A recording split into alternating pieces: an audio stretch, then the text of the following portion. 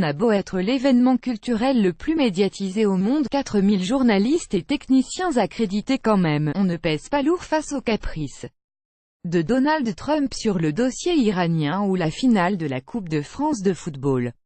C'est donc un peu dans l'ombre de ces deux actualités que le Festival de Cannes a donné le coup d'envoi de sa 71e édition, mardi 8 mai au soir.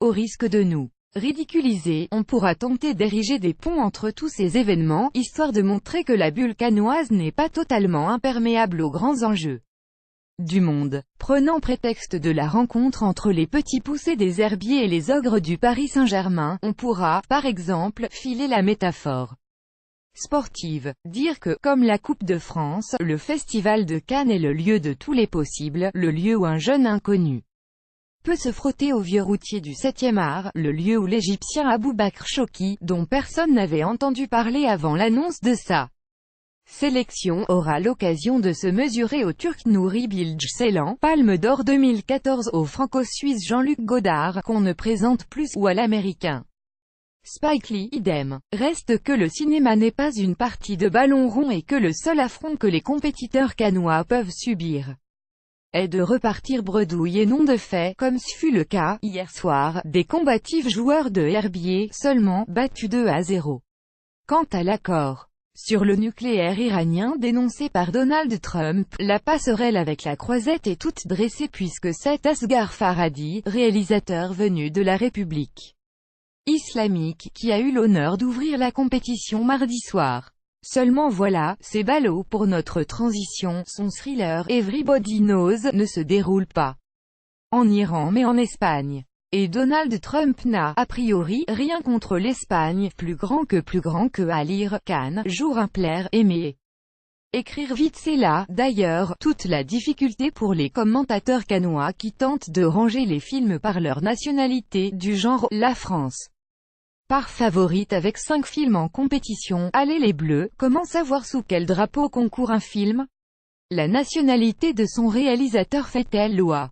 Ou bien est-ce celle de la maison de production? Pourquoi ne serait-ce pas le pays où se déroule le film? Ou la langue dans laquelle il a été tourné? Ok, une langue n'est pas un pays.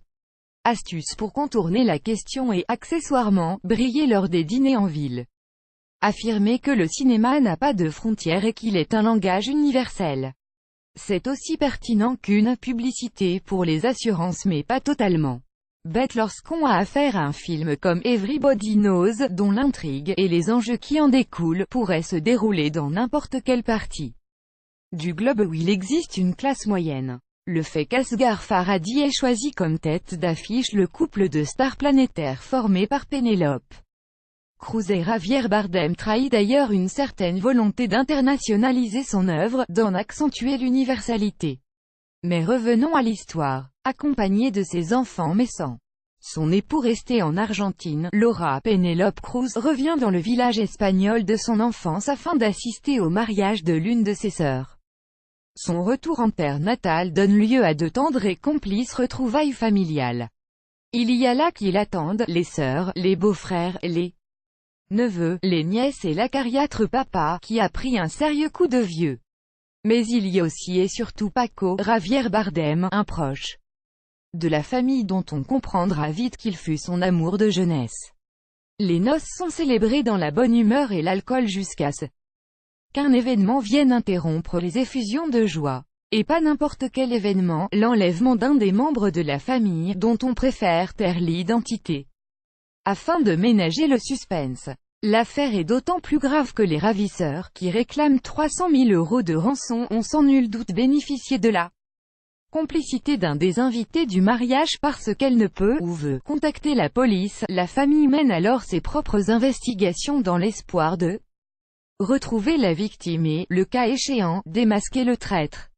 L'avancée de l'enquête n'intéresse que très peu Asghar Farhadi qui, enfin observateur des rapports humains, préfère montrer comment le poison du soupçon peut mener la cellule familiale à l'implosion.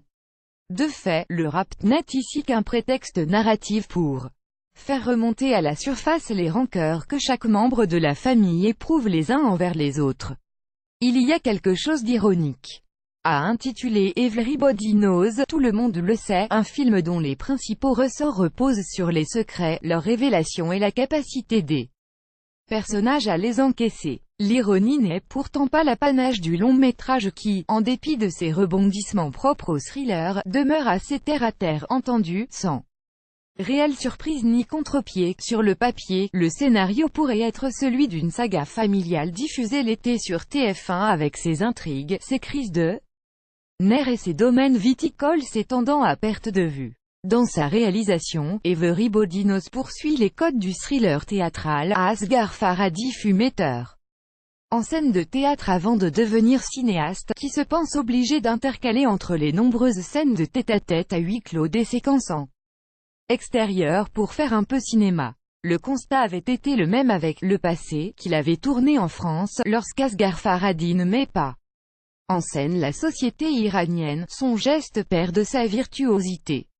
La montée en tension si caractéristique de ses précédents films comme À propos d'Ellie, une séparation, ou, dernièrement, Le Client, bute, ici, sur une prudente retenue. Comme s'il craignait de s'aventurer pleinement sur un terrain sociologique dont il ne maîtrise pas totalement les nuances.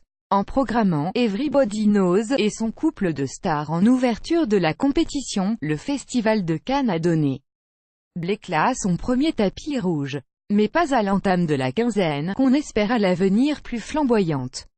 Première publication, 9/5/2018.